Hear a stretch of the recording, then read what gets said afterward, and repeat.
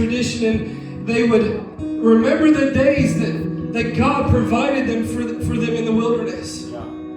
They would recall the account of God meeting with them and freeing them and making a way when there was no way. And this was a time where they would come together and cook the biggest meals and the greatest feasts. And it was also the closing of a year, to stepping into a new one. Yeah.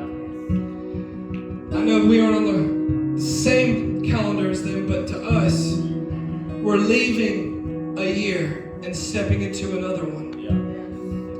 And so on this day, on the last day of the feast, it said before this day, what they would do was they had, oh Lord, I hope this don't break. If it does, I'm sorry. I'm sorry, Pastor. Here, I'll hold it.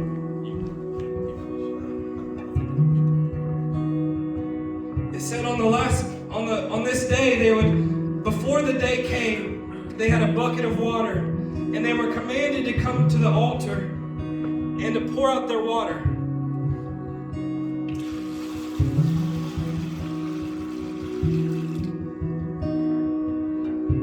It was a sign of when God provided for them in the wilderness. It was a sign to the people that even in times when it seemed like God wasn't going to answer, God answered. Yeah. And He provided in ways that were supernatural. Moses hit a rock and the waters began to flow. But on this day, listen, this is important. On this day, this was a day called to meditation for the Jews, of remembrance, of self-examination. They would look back at this day and they would begin to reflect on the things that God has been speaking to them and doing. And it's in the traditional ways, or the Jewish customs, is that they would have people that would walk around the altars with empty buckets after pouring out the water. And on this day, they would begin to come to the same place and begin to pretend like there was something coming out, because what they were believing for was supernatural. Yeah. This was significant as to the promises He's yet to fulfill. They would look at this as empty bucket and they would say, this are the promises God has yet to fulfill. And they believed every day on the Feast of Tabernacles that God would supernaturally fill this bucket. Yeah. Would fill this vessel. And in John chapter 7, in the last day, the great day of the feast, yeah, Jesus stood and cried, saying, if any man thirst, let him come unto me and drink. So what was taking place? Jesus was revealing something. Yeah. I am that supernatural thing. Yes, amen. And let me tell you something. Jesus said this to me before I got here. He said, I'm about to make good on every promise I've given. Amen. Hallelujah. Come on, I receive that. Hallelujah. Come on.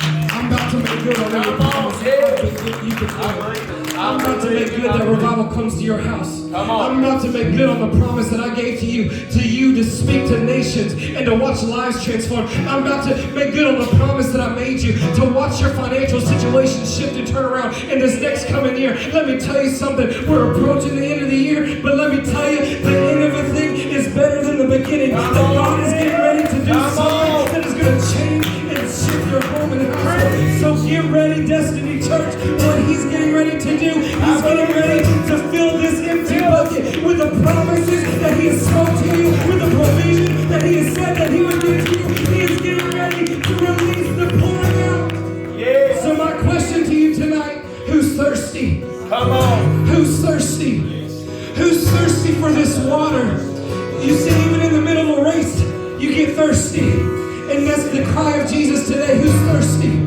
Who's thirsty? Who needs a drink of water? Who's ready for the promises to come to pass? If that's you and you say, God, I'm thirsty, I don't want to leave this place the same way. I need your strength to get me through. Lord, I need your anointing to supply for every need. If that's you and you say, God, I'm not leaving here until I get filled with the living water that spurts forth. If you say, God,